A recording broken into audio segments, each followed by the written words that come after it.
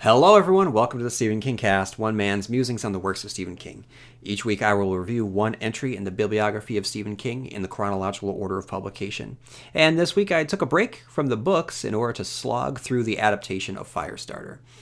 I'm going to get into that in a little bit, but first, I want to start off positive, and I want to read some listener emails. But honestly, everybody, thank you for writing in, for liking the page on Facebook, for the iTunes reviews, and just all the likes and comments on Instagram, on Tumblr, on Pinterest. As of right now, the podcast has had almost 1,500 listens, and it hasn't even been 2 months yet. The podcast has been heard in 16 different countries and 33 different states. You know, to me, who expected at the most maybe one listener, this is a huge success. So honestly, seriously, just thank you everybody for listening. And just so you know, by the time you're listening to this, these numbers might have increased. When I first sat down and started recording, before I even published the first episode, I made sure that I had 8 episodes in the can ready to go, because I knew that with a project of this scale, I wasn't going to be able to read a book in a week. I needed to give myself a lot of lead time. So, you know, just as of right now, I had put up the night shift review, and that referred in the night shift review. I talked about Randall Flagg and the celebrity casting that maybe Matthew McConaughey might play Randall Flagg in the adaptation of The Stand. And I said in the podcast, I said last night the news hit, and the news hit in mid to late August. So it's almost October now by the time I'm recording, and the podcast just dropped about 6 days ago. So I think that kind of gives you an idea of when these are being recorded and when they're being put out. So just in case there was any sort of wonder how I was working with this, and the whole process is I read with the book in one hand and my iPhone in the other hand, and I just take notes as I go. I start off with sticky notes, and I tried organizing them, and it was a complete disaster. But then with the iPhone note taker, I'm able to just organize my thoughts as I go, and I just kind of polish it up a little bit at the end. And so it just makes things a lot easier. But that's my process, and if anyone's more interested, I can definitely get into it. But you're not here for the process. You're here for Stephen King and the Kingcast. And today is Firestarter, but like I said, first I want to talk a little bit about the viewer email, because as I've said before, I don't want to do this alone.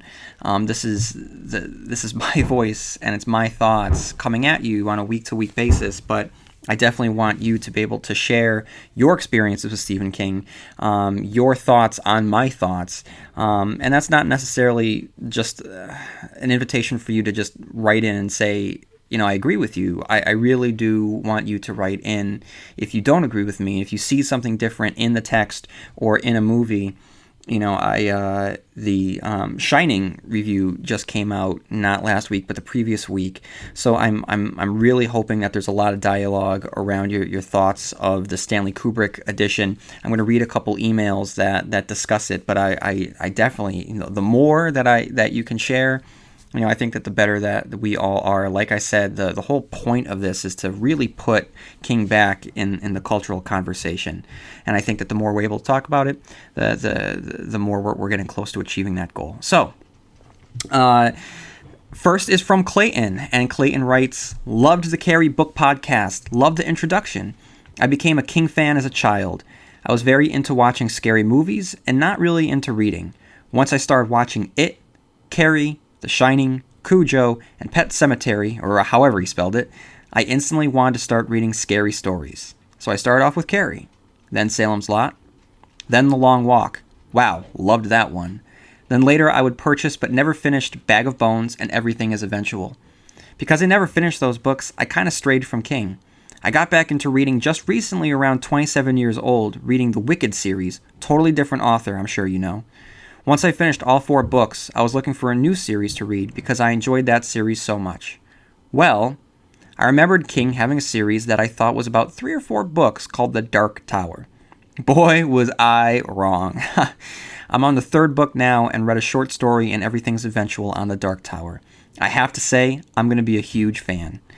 I'm so glad I got back into King. I appreciate his work so much more as an adult. And I'm so excited to reread the books I read in the past, and also classics like The Stand and It that I've never read. Awesome podcast again. Keep up the good work. P.S. After reading the rest of the series, I'm going to reread Salem's Lot. I heard there was a reference to the Dark Tower and also The Stand. So excited! Right now I'm on the Wastelands and I'm reading about Jake's story and how he found the rose and key. Wow. Love it. So Clayton, thanks for writing in. And I'm telling you, if you're on the Wasteland right now, just buckle in, buddy, because it gets really, really interesting from this point forward. And I'm very jealous that you get to embark upon your journey to the tower for the first time. I've recently recorded the Dark Tower or the Gunslinger episodes, and those will be dropping in late October. And I'm really, really looking forward to see what the discourse is. And I do expect, and I'm hoping for a lot of email input from that, because I know that once you step into the world of the Dark Tower, you're in it and you advance to a higher level of Stephen King fandom. So, Clayton, I don't know where you're going to be in terms of the tower at that point, but definitely write in your thoughts on the Gunslinger. And any other thoughts that you might have that you want to share on how the Dark Tower and the Gunslinger and how your experiences tie into Stephen King as a whole. But definitely, thank you for writing in. This was a great email. The next we have from Benjamin, and Benjamin actually sent three awesome emails. So I was going to space them out, but I'm just going to jump all in because the rest of this podcast after the viewer emails is not really positive. So I just wanted to make sure that I have a good balance here. So Benjamin writes, Hey, just listened to your podcast and thoroughly enjoyed it. Was impressed by the time you put in. I can tell you aren't just talking and spouting your thoughts. You really put the work in. Thanks for putting in the time. It's refreshing. So let me spout a couple thoughts. After a couple beers and no prep work. The distrust of the government Kingism. Pretty sure that was in both Hearts in Atlantis and the Tommyknockers in my top 5 King novels. Maybe 11, 22, 63. Can't remember too well on this one. And I just want to stop right here and say, when I first started the podcast and I had thoughts about what the viewer email and conversation would be, I initially thought, definitely send in your Kingcasts. And then I completely forgot about that. So, Ben, thank you so much for sharing what you're picking up on Stephen Kingisms. I think that Kingisms are really important. And I know that there's definitely ones out there that I'm not picking up on. So the more that you can, the better we all are for it. He continues, and I'm curious, are you going to review Danse Macabre? I've never read the whole thing, but Stephen King does talk a lot about Shirley Jackson and his own Kingisms in there. I just purchased it again. I have a beat-up old school paperback copy that I read when I was too young to really appreciate it. And I'm going to use it as a reference tool, but I'm not going to review it on the podcast. Not yet. I mean, in a few years, and this is a very intimidating thought, but in a few years after I have sort of neared the end of the podcast on a week-to-week basis, because at some point I'm going to catch up, then maybe I'll revisit it and do some supplementary reviews, of maybe on writing, on Danse Macabre, on the Dark Tower, Marvel comic adaptations, and some of the lesser quality films that I'm not going to review the first time around. So as of right now, no, but never say never. Maybe down the road. He writes, I also have a couple thoughts on the racism black dialogue thing. So, if this is your first time tuning in to the Stephen Kingcast, welcome. What he's referring to here is, and if this is your first time, we're talking about Stephen Kingisms here. And what a Kingism that I've identified is, it's just a trope, it's a trait, it's a part of his writing, it's a pattern that you see across his stories and his books.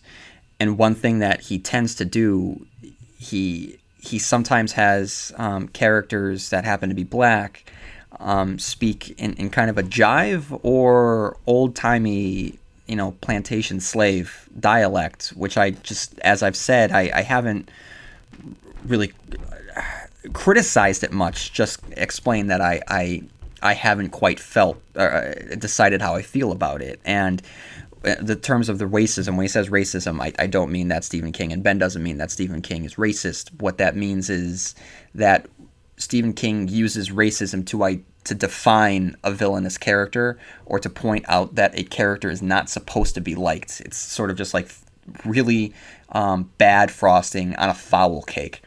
And I've made the point that he's so good at creating villains and characters across the board that the racism just kind of seems excessive. So Ben writes, I thought about this a lot as well. One of my favorite Stephen King novels, probably comes in second, is Bag of Bones, a novel that our first viewer, Clayton, didn't finish. So Clayton, go out there and read it. It's Ben's second favorite. And I remember, I need to reread Bag of Bones because I only read it once, but I distinctly remember reading it at the time and saying to myself and recognizing that his writing improved. In terms of story, I don't remember it being that great, but I remember the writing itself being powerful. It really affected me. And currently, I'm actually, just so you know, I'm rereading Horns by his son Joe Hill for an upcoming review for the podcast, because the movie is coming out of Horns, and I just wanted to celebrate. I wanted to celebrate that, and I just feel like Bag of Bones, maybe I could be wrong, but has more of a Joe Hill style. I'll get there eventually. I'm sorry, Ben, I'm interrupting your email. You go on to write, a large part of that deals with racism. I've seen that language, the black dialogue in his work a lot too, and I've sat with it as well. Still haven't read Mr. Mercedes, so I have no frame of reference there. You're not missing out if you haven't read it, by the way. But I think a large part of why it sits funny with me is that the language of race, ethnicity, etc. tends to develop a lot from generation to generation. I believe that it was a very big part of Stephen King's life, and probably still is, to represent African Americans, black people, I never know how to be PC anymore, in a kind of intelligent light. It seems to be one of his causes. African Americans appear time and time again. Stephen King comes from the 60s. The civil rights movement was very real for him. He experienced it. I never quite got this until I read Hearts in Atlantis, which in my opinion is one of the best stories about the 60s that there is. The 60s tends to be sensationalized in a way that's a little overdramatic to me and probably anyone who came after the 60s. But Hearts in Atlantis, I thought, was a good representation of what it was like to be young and part of that time. And the civil rights movement was very much a part of the 60s. Stephen King believed in it. Like a lot of people who lived through the 60s, it was a serious part of their critical thought about the world. Just like South Park, Bill Clinton, Monica Lewinsky, Iraq and Iran, Nirvana, and eventually, skip a few years, Barack Obama, have now become a part of people's critical thought nowadays. People who are the same age now as Stephen King was when he wrote The Shining. The problem I've noticed with racial thought, even progressive thought, is that it tends to get dated real quick. I don't know why. Maybe it's because it's about an entire race of people, not just one or two people. Sure, if there was just one black person, like there is just one Data from Star Trek: The Next Generation, it might stay current. But when you're talking about hundreds of millions of people, maybe even 1 billion people, the language has a hard time staying current. I don't know, it's just a guess. I think a good example of this is Dances with Wolves. Dances with Wolves, when it came out, was huge. I believe that Kevin Costner is an honorary member of the Sioux tribe because of that movie. But nowadays, a lot of people have a problem with that movie. Sure, it's kind towards Native Americans. However, the representation of the noble savage has come under a lot of criticism since that movie came out.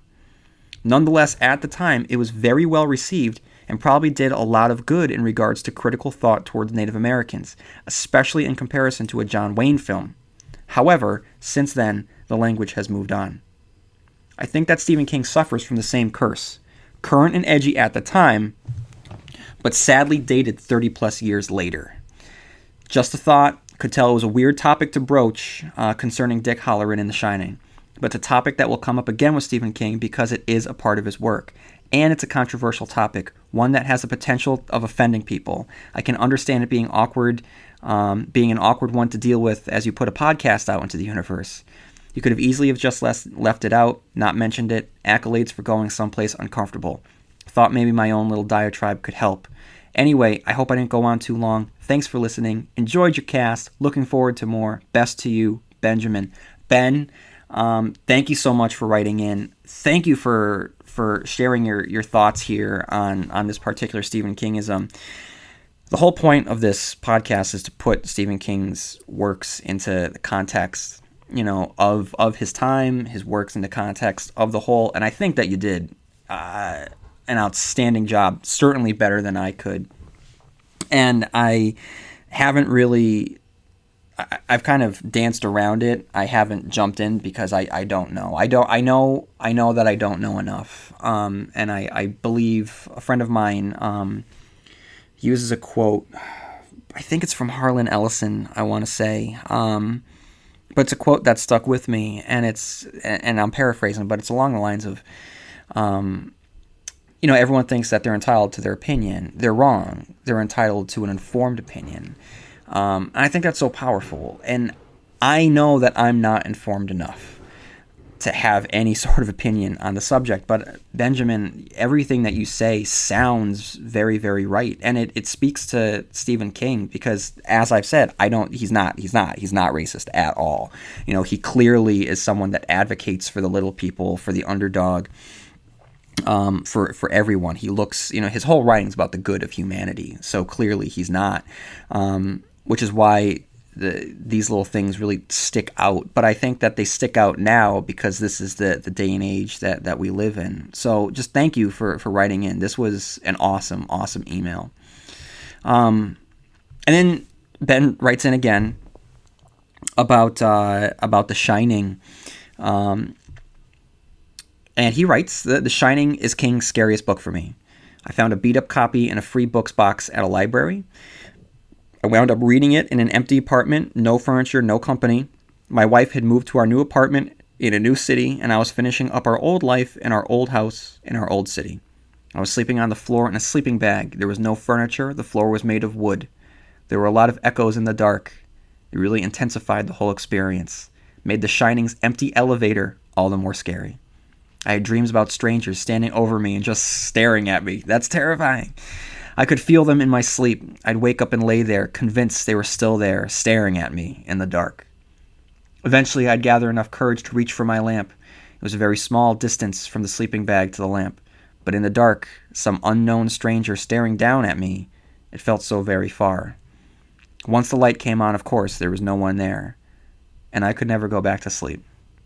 What do I do when I can't sleep? I read. Thus, I read a good portion of The Shining at 3 a.m, completely terrified. It was both great and awful. Anyway, that's my history with The Shining. That is such a great anecdote. And I'm sure that a lot of you have very similar anecdotes. Please share in, because I think that if Stephen King was listening to this, he would have a giant grin from ear to ear to hear that. That's fantastic. Oh, what a good story. Thank you for writing in. Then we have Dwayne, and Dwayne writes, your show is one of the highlights of my podcast listening week. And as a podcast listener myself, I know exactly how you feel. So for the podcast to be for you what many others' podcasts are for me, there's really not a kind of word that I can use to describe that feeling. It's thank you. Great insights on The Shining as well. I'm looking forward to next week's show regarding the Kubrick film. In my opinion, Kubrick's film is a great horror movie, but a poor Stephen King adaptation.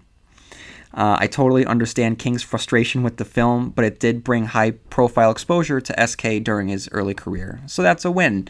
So Dwayne, by this point, you've listened to or you've had the opportunity to listen to the movie review. So I hope that you're still listening, even though I'm a Kubrick fan, and I'm a huge fan of the Kubrick film.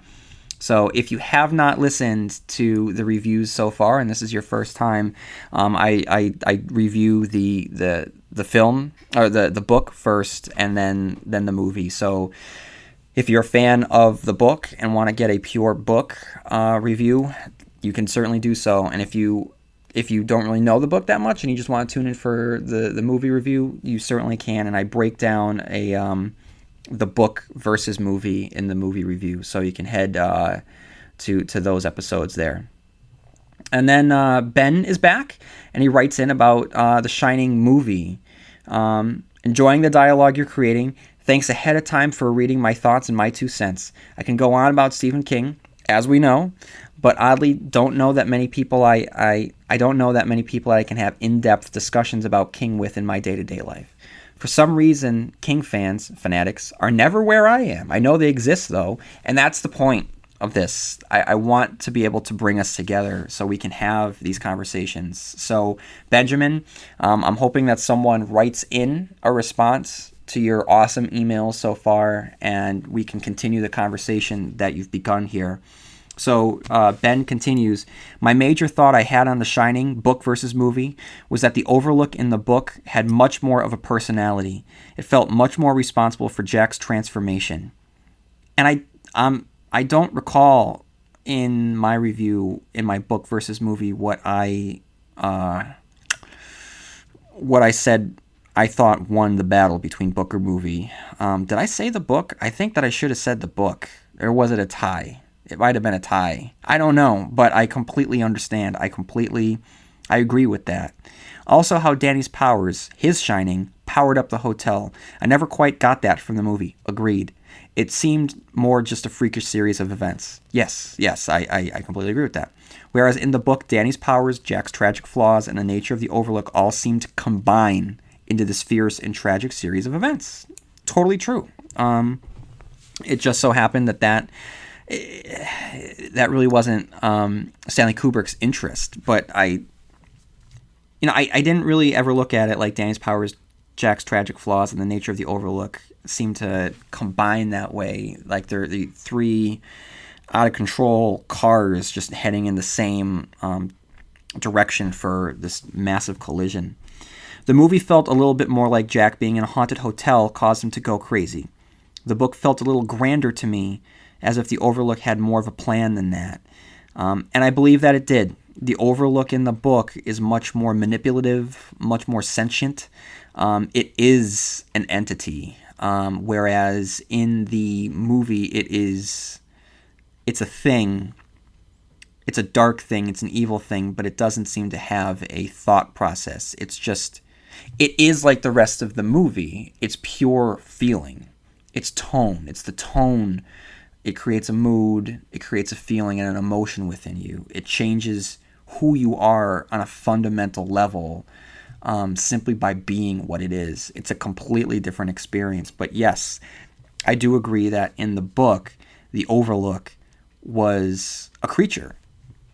It's one of those weird King adaptations for me where I find the movie to be more depressing than the book. Yeah, it is. Quite often it's the other way around. The Shawshank Redemption, Stand By Me, even The Stand, I found overall to be a little bit more optimistic, a very Hollywood interpretation of his work. Yes. Running a business is hard enough, so why make it harder with a dozen different apps that don't talk to each other? One for sales, another for inventory, a separate one for accounting. Before you know it, you are drowning in software instead of growing your business. This is where Odoo comes in. Odoo is the only business software you'll ever need. It's an all-in-one, fully integrated platform that handles everything. CRM, accounting, inventory, e-commerce, HR, and more. No more app overload. No more juggling logins. Just one seamless system that makes work easier. And the best part, Odoo replaces multiple expensive platforms for a fraction of the cost. It's built to grow with your business, whether you are just starting out or already scaling up. Plus, it's easy to use, customizable, and designed to streamline every process so you can focus on what really matters, running your business. Thousands of businesses have made the switch, so why not you? Try Odoo for free at odoo.com. That's ODOO.com. However, there are a couple where I actually saw the movie first, read the book second, and found the book to be a little bit more upbeat. The Shining is one of those, The Mist and Carrie being a couple of others. The Overlook exploding, the innkeeper forgetting his name right now, surviving, Dick Halloran is his name. All of them going off and being survivors together, it all felt more upbeat to me. Jack freezing in a maze always felt like somewhat of a letdown to me in the movie. And after watching the making of The Shining, it sort of makes sense. Kubrick didn't know how to end the movie when he started it. He came up with it during filming. The end ultimately feels like that to me, a choice that could be lived with by the filmmaker, and one that was probably infinite easier to film than the hotel exploding. I think part of the reason I enjoy a lot of King's work is that he does, for the most part, kill the bad guy at the end, for the most part. And there's a satisfaction in that. Horror movies don't always do that. There's a big culture of letting the evil live on, up in the mountains, waiting for its next victim. I personally think that tactic should be used sparingly. If I start a story, I want a solid ending. For the most part, King has done that for me. The Shining movie didn't do that as much, wasn't as grand as I would prefer. It was a lame death for Jack. Arguably, my favorite and perhaps most disturbing scene in the book was when Jack beat his face to a pulp with that croquet mallet while Danny watched. It was so horrific, but somehow expressed the Overlook's personality so much. And I agree. And when I first got this email, I looked at it on my phone. I just immediately pictured Jack Nicholson doing this to his face. And I said, wow, that would have been an incredible scene in the movie. And it is horrific. That does show to Danny that his father is completely gone. Something else is there. And that is disturbing. It's thank you for pointing that out. Sometimes, when you're reading, and especially if it's something that you've read before, that initial impact is gone. And it's just something that you're already familiar with. You're desensitized to it. And again, this is why these emails are so important, because I didn't pick up exactly on just how creepy and awful that scene is. That's great. I think it was a loss to not have it in the movie. Danny himself was such an amazing character and so strong for being only 5. Once again, an amazing child character written by King. I could go on forever about that. King writes better children characters than any other writer, in my opinion. And Benjamin, that's an opinion I certainly agree with. I think many of our listeners will also agree with. And Danny was the first very young kid he'd written about, wasn't he? Yes. Danny was very, very young. Probably the youngest of the character. No. He's got Gage Creed coming up. Gage is pretty young. But most others had been teenagers up until this point in King's career. Anyway, the beating face to pulp scene I felt summed up so much. It summed up Danny and his growth as a character in the whole process, his inner strength, and Jack's transformation into basically an Overlook puppet. These were things that were left out of the movie. I also think a big reason the movie was good, was a success, had to do with Jack Nicholson. Jack Nicholson dominated the screen every time he was on. He was charismatic, freaky, and funny all at the same time. A big reason I rewatched The Shining is because of him. It has nothing to do with the story, Stephen King, or Stanley Kubrick. It's because I want to see Jack Nicholson. In my opinion, he is the reason to see that movie. What if he hadn't been in it? Would anyone still care? Would The Shining have been a hit in the first place? For Christ's sake, it had Jack Nicholson in it. Multiple Academy Award winner. Arguably one of the greatest actors to have existed. It's a joy to watch him in crap films. I think ultimately The Shining is a Jack Nicholson vehicle first and foremost. I think King and Kubrick tie for second place. And I think you're onto something. I think that The Shining is just one of those movies where it had everything that it needed. It had the right director, the right cinematographer, the right location, the right score, the right actor, the right story, at the right time.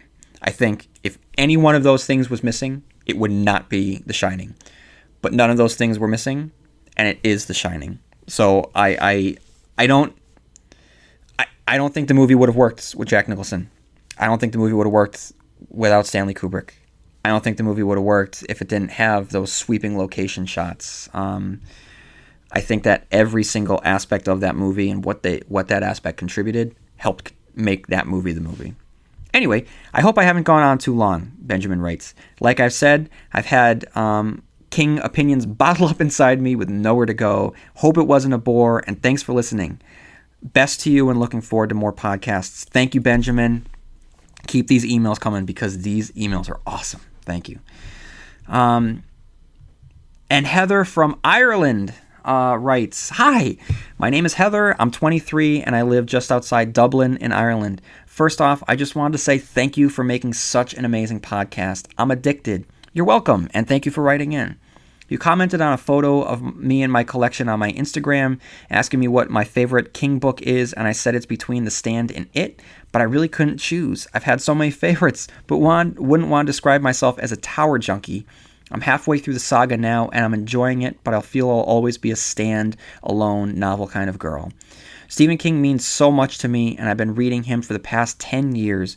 I grew up in a pretty small town in Ireland with not much to do, so any chance I got my hands on a book of his, I would, like yourself, binge read. People are always shocked to find out I have over 50 King books because generally most SK fans over here are men who are over the age of 30. There isn't a huge amount of constant readers where I live, so it's really nice to see all of his diehard fans online, and no, I'm not the only crazy one. Thanks again for being so awesome. Keep up the good work, Heather. Well, Heather, thank you for writing in, for listening, for sharing. I've been fortunate enough to talk to a lot of Stephen King fans. Just when I grew up, I grew up in the 80s, and, I was reading King in the early 90s. So, I wasn't the only one. A lot of people were, and people were familiar with his books. And so I was able to have a lot of awesome conversations, and these conversations and the books themselves help shape who I am. And so I was able to have this experience. But just, if you haven't had this experience, thank you for being able to write in, and I'm glad that the podcast is able to give you a little bit of that experience, and feel free to write in more. And we have CJ. CJ writes, I'm settling in to enjoy episode 7, Night Shift, but I have to pause and shoot you a letter, not because you're wrong about anything, but because you are so incredibly right. Matthew McConaughey is inspired casting for good old RR, the walking dude himself, Randall Flagg. Flagg is such a rare villain, inspiring fear, hate, humor, disgust, and not a little pity. But I'm always thrilled when he is on the page. I think McConaughey can bring that to the screen, along with the very necessary warped charm that only Walter O'Dim exudes. I'm glad I found your show through Instagram of all things. I really am. You are doing a great job peeling back the layers that King uses to craft his stories and sharing them in an intelligent and interesting way. As a guy who is working hard to bring his own stories to light, I tend to look to King as one of my heroes. In fact, the greatest compliment I've received is being compared to a cross between Stephen King and Lee Child as a writer. I only wish. I'm always happy to learn new tidbits and see his work through a new perspective. Thanks so much for doing what you do, CJ. So, CJ, thank you for writing in. I would just say, if you're writing, keep on writing and follow the advice of Stephen King, and that is to make sure that you write every day. That is advice that I myself do not follow. Shame on me. But do what I don't do, and do what Stephen King does, and write every day. I'm happy that the podcast is able to give you an insight on the writing process. That's huge. So I think from all of these emails, we're getting a little bit. The podcast, you're able to get a little bit of something different, for everyone, and that's something really special. So I'm glad that this is enjoyable for people. It's meaningful for people. It's the conversation that they never had. It's a way to just share their thoughts, and it gives them insight on the process of writing. So that's awesome. Thanks everyone for writing in. Keep the emails coming.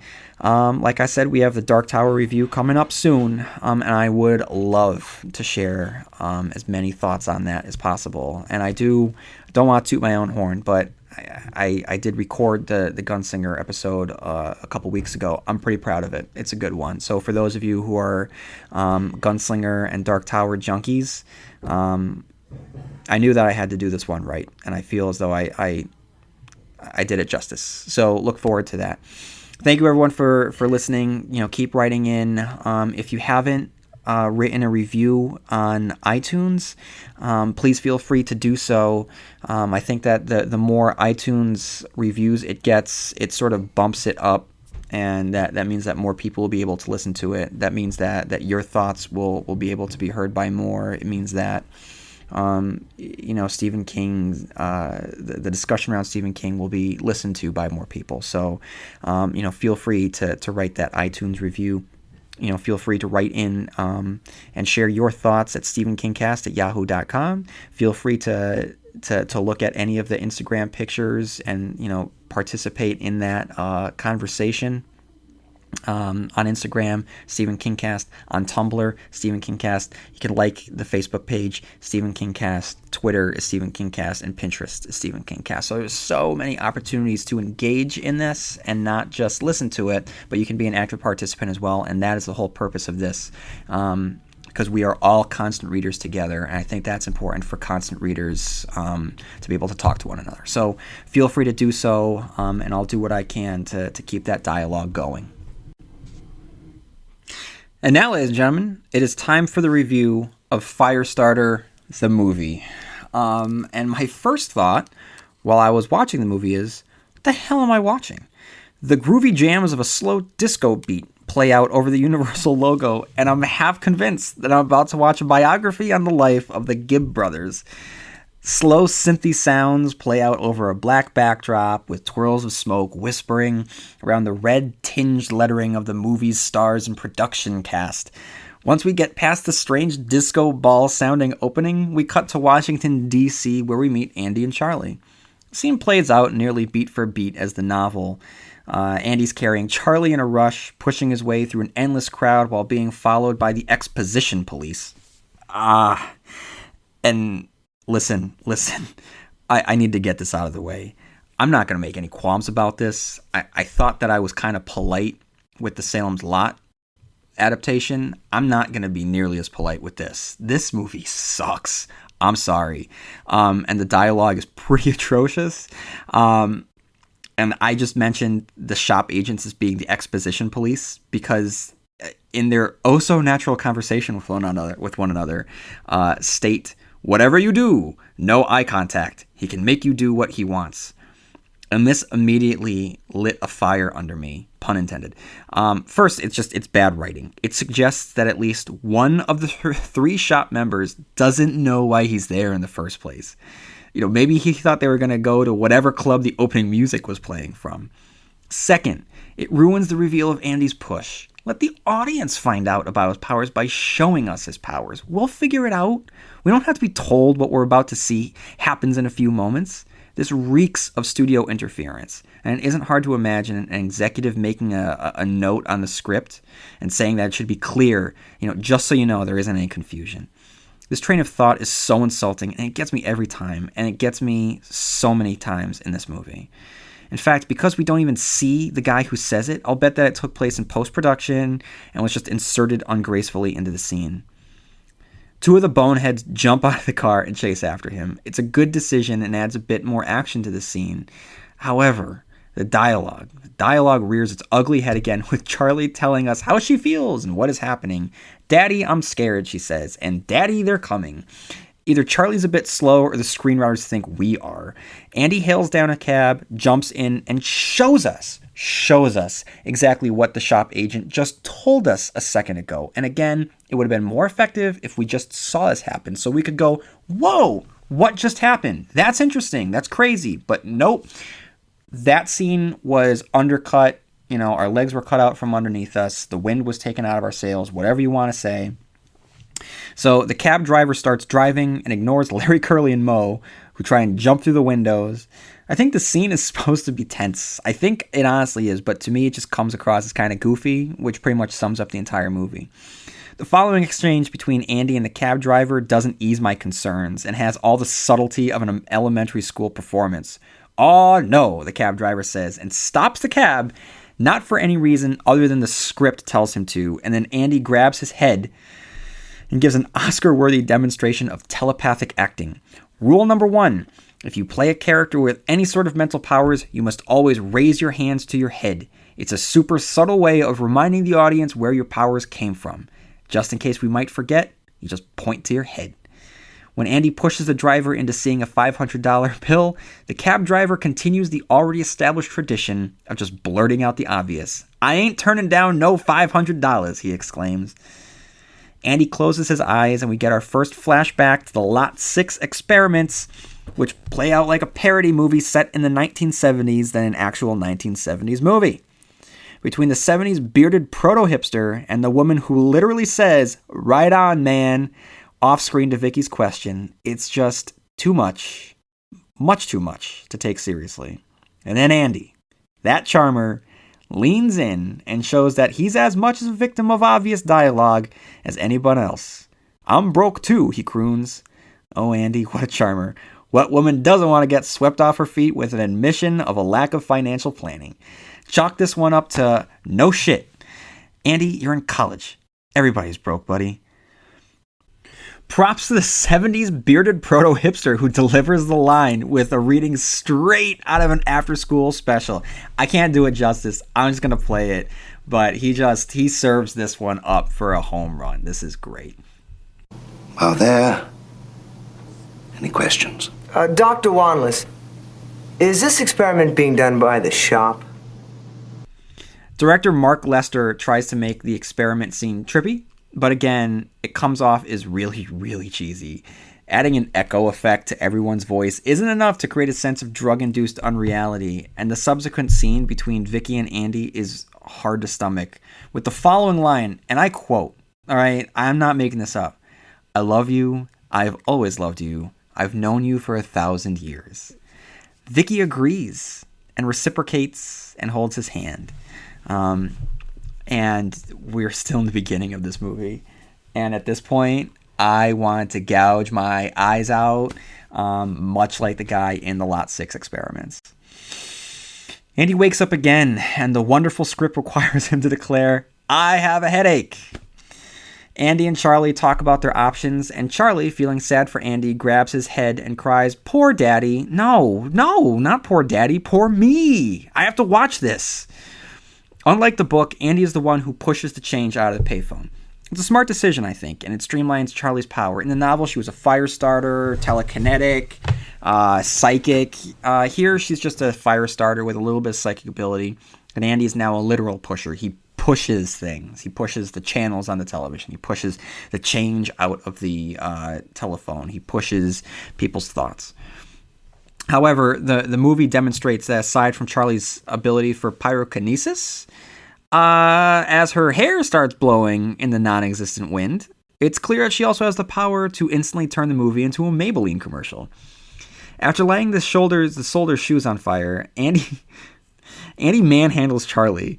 And I swear to God, as he runs her out of the room, it looks like one of those Saturday Night Live skits where they replace a cast member with a dummy. It's great, and I started laughing hysterically. Outside, Charlie continues the exposition dump, again complaining how she hurt Mommy in the kitchen and that they killed her. I'm not criticizing the fact that Charlie has guilt over this. That's an important character beat.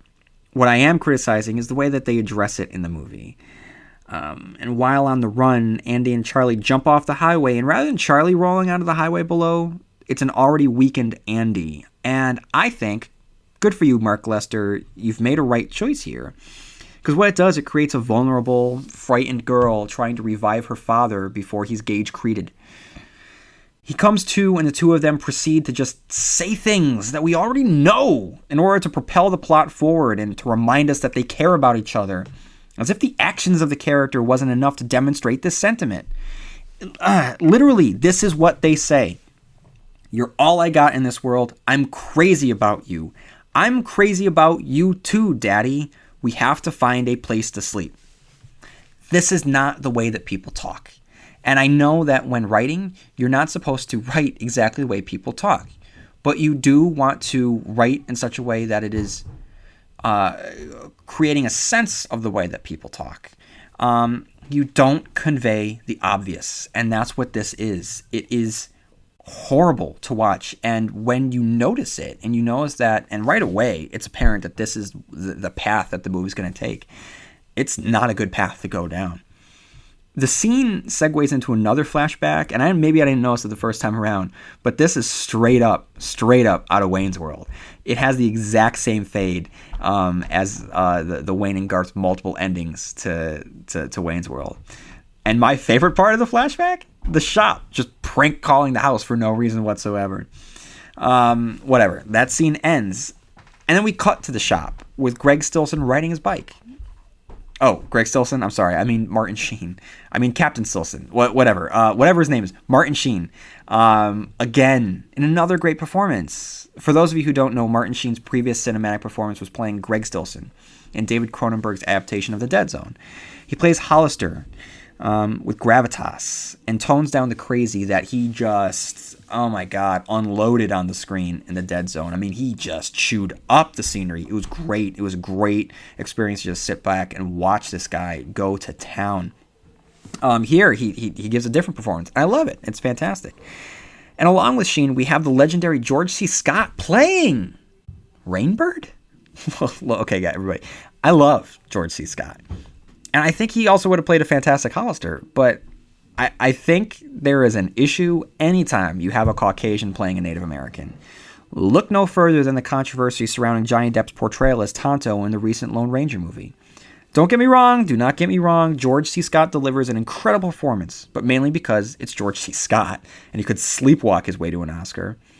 But if you wanted him in the role, that's fine, it's fine. Rainbird's Native American background is not essential to the character. It's not essential to the plot. He could be any ethnicity or nationality. Yeah, sure, you'd have to change the name, but other than that, his motivations and his character traits remain the same. But here you have a famous white actor playing a Native American when I can't even name one Native American actor. Please, just give a Native American actor a job. But anyway, the exchange between Hollister and Rainbird is purposely without warmth, but the sheer charisma of these two actors makes this dialogue crackle. You know, Hollister starts, he says, "How's Venice? Sinking. Is our problem there solved? Our problem there is solved. Dr. Wanless is here. Well, Christ, there goes a beautiful day." Rainbird chuckles. Wanless's performance goes bonkers. He straddles the line between enthusiasm and overacting, which fits perfectly, I think. He is, after all, the mad scientist. With his wild hair and his wide eyes, he's able to excitedly ponder the ramifications of Charlie's abilities. His lunacy is magnified by the cool, calm quality of both Scott and Sheen. Now, back to Andy and Charlie. Art Carney picks them up in a truck. The disco tones are replaced with what sounds like the introduction to a Gordon Lightfoot song. After destruction at the farm, and I know that I'm blowing through this pretty quickly, and I apologize, but they go to Granther's cabin, and where Andy and Charlie have a conversation as follows. Charlie says, "I want to be normal." Andy says, "How do you feel?"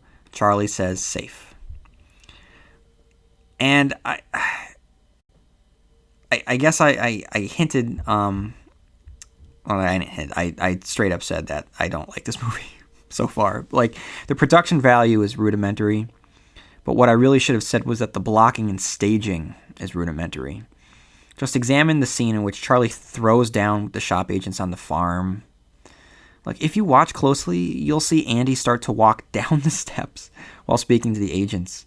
The agents make a grab for him, and they're supposed to pull him off the steps. However, you can clearly tell, that David Keith pretends to be pulled off the steps by the agents, who haven't even touched him yet.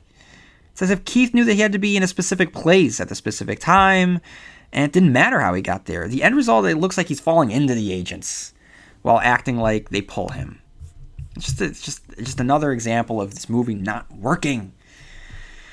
Later, in a scene between Hollister and Rainbird, you might miss the limitations of the staging, because you just might get caught up in the fact that it's Sheen and Scott. You know, I wouldn't blame you. I was so thirsty for actual acting that I almost missed it myself. But this is what happens. So, this is the staging. Sheen stands. Scott walks away to leave. Sheen calls him back. Scott turns and walks back to Sheen. Scott walks away to leave. Sheen calls him back. Scott turns and walks back to Sheen. The staging of he just goes back and forth. It's just back and forth. And then one says something, and then Scott walks away. It's not great. The staging of the scene, it just summarizes the entirety of the movie. It is completely aimless. The scene itself, of course, is the reveal of Rainbird, that he wants Charlie for his own ends. It's only worth watching for the interplay between Scott and Sheen, and I really wish that they had a better movie to play in. The scene that follows is Rainbird's capture of the McGees, and despite the fact I'm not buying into the acting of the McGees themselves, it's hard to watch a scene that involves a little girl getting a dart to the neck. Any sympathy I have for the characters, however, is completely abolished when Andy stands around the dock for the next 5 minutes screaming at the trees when he could grab his unconscious daughter and run back into the cabin for shelter.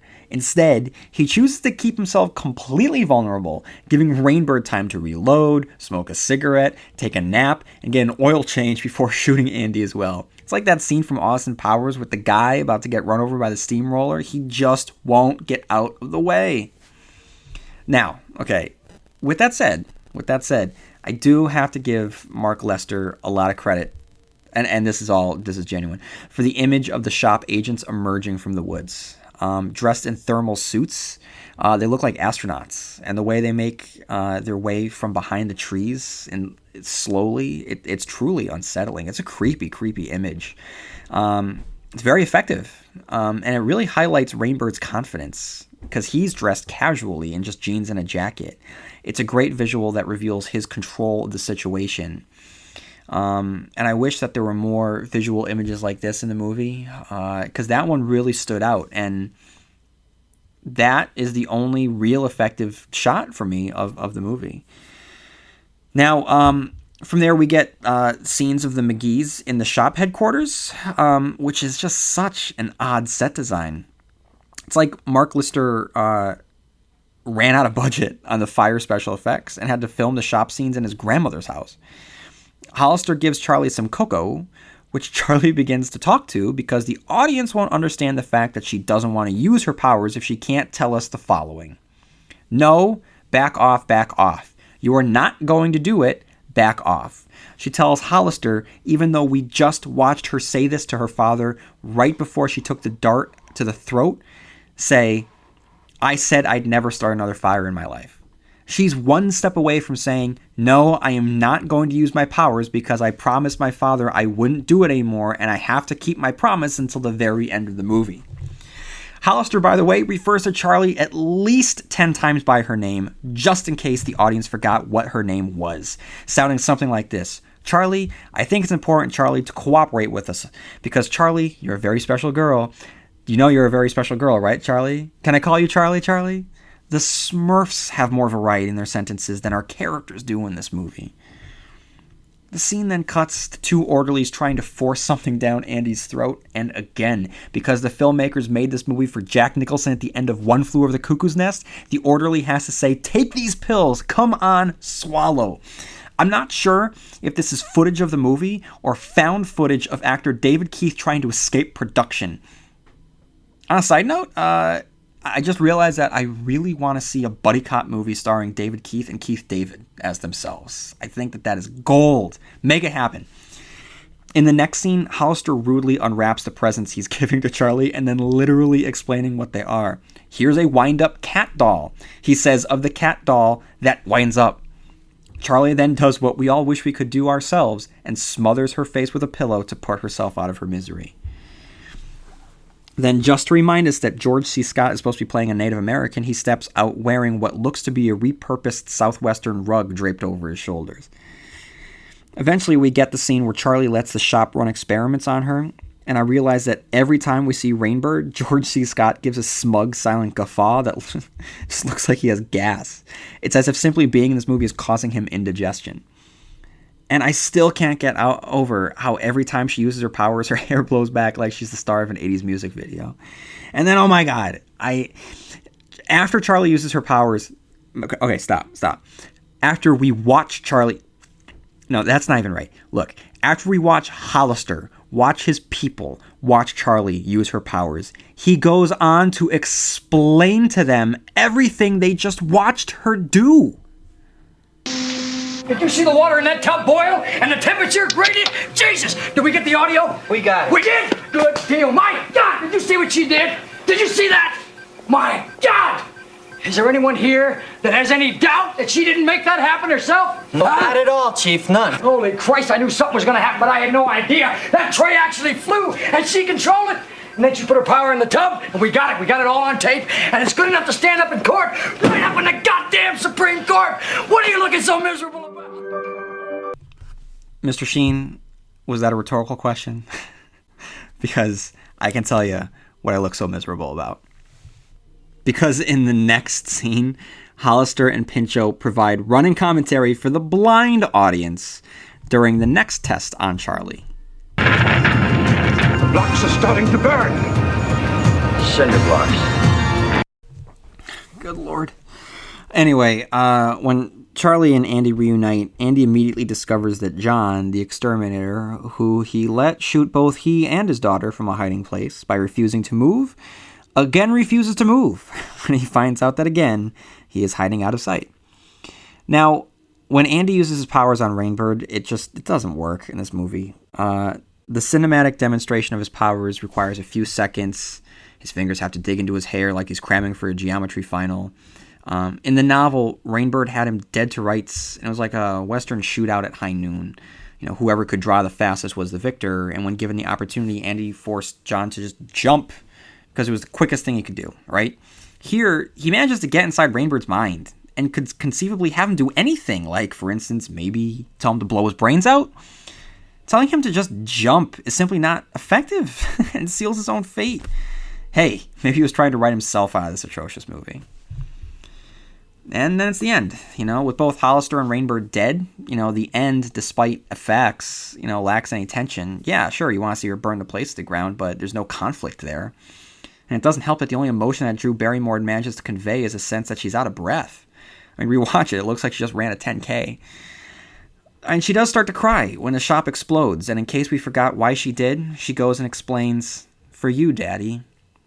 I'm surprised that she didn't add, "because they killed you."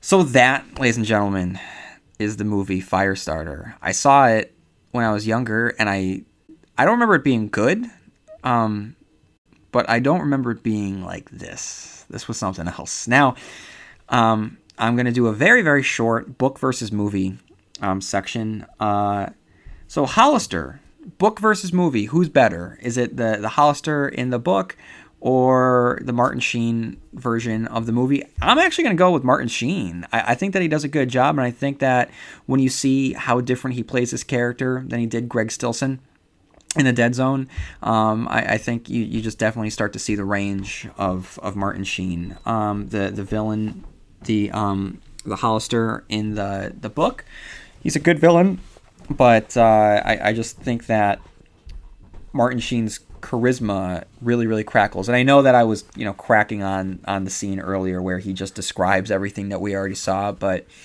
it does serve some purpose. He's just so exuberant that he saw it happen. He's like he's a kid on Christmas Day. And that energy and that passion is there simply because Martin Sheen is a phenomenal actor. So I'm going to go with the movie. I'm going to go with the movie on this one. John Rainbird. Look, I know that we have George C. Scott, but look, he's a white guy. This is a Native American character, and they're playing him as if he is Native American. Hey, you know what? I didn't do my research. For all I know, I came across as a complete ass, and George C. Scott is Native American. So shame on me. Actually, I'm going to stop recording right now. I'm going to check that out just to be sure. Okay, I'm back. He's not Native American. My complaints are valid. Look, Rainbird in the book, he's a fantastic character. I said in the book review, I think that he's one of Stephen King's forgotten villains. And as much as I love George C. Scott's performance, he does a great job. And the scenes between he and Martin Sheen are definitely the highlights of this movie. I have to go with the book. He's a great villain in the book. So I'm going with the book. So the book wins that category as well. Andy, let's look at Andy. David Keith. He's kind of a lunkhead. He has charm and he's likable. He has the weary, dogged determination of his novel counterpart. He's desperately trying to remain positive despite the circumstance. But I don't know. I'm gonna go with the book on this one. I don't really have any reason. I can't back it up, and I apologize, but I'm gonna go with the book. And Charlie, I'm going with the book also, because she's a very, very fully well-rounded character in the book, and nothing against Drew Barrymore. I mean, she's a kid. She did a great job. As a kid, she did everything that she was asked to do, which really wasn't much. And she's not responsible for the dialogue that they forced to come out of her mouth. She was a walking, expository machine, just spitting out plot points and feelings. She's not a human. She's just some sort of movie robot, storytelling device. It's not you, Drew Barrymore. It's the part that was written for you. Charlie in the book is just so much more a young kid that had to be a lot older due to the circumstances in her life, and there's a tragedy there, there's a sadness there, there's an unfairness there, and I think all of that is missing from the movie. So hey, what's the I know you've been on the edge of your seat trying to figure out the answer to this one. What's better, the book or the movie? What am I going to go with? Well, I'm going with the book, clearly. If you need any more reasons, you can go back and check out my review of the book last week. So, ladies and gentlemen, that is my review of Firestarter, the movie. Come back next week for my review of Man vs. Nature in the form of Woman vs. Dog, Stephen King's famously written under the influence novel Cujo. This was a really interesting one to read. So make sure you tune in next week to hear my thoughts on it. And the following week, I will review the movie. The top of the podcast, I read a bunch of viewer emails, and I would love to keep this tradition alive. This is now the second podcast which I was able to read viewer emails. So please share your thoughts on any of the books or movies that I reviewed so far. And just give me your own anecdotes on reading Stephen King. Tell me what Stephen King means to you. And you can write in at stephenkingcast@yahoo.com. Please check out the Instagram page, the Facebook page, the Tumblr, the Pinterest, the Twitter, all Stephen Kingcast. And I'm going to ask, if you have time, definitely check out the iTunes review, and leave a review. If you've listened and you've liked it, just take a minute and just write a quick review. Like I said, if you get a chance, because I think that it would go a long way to help promote the podcast. Certainly to get others to listen to it, and kind of just make the conversation go a little bit wider. So thank you everyone for listening to the review this week. And may you have long days and pleasant nights. And I will see you here next week where MOON spells Stephen Kingcast.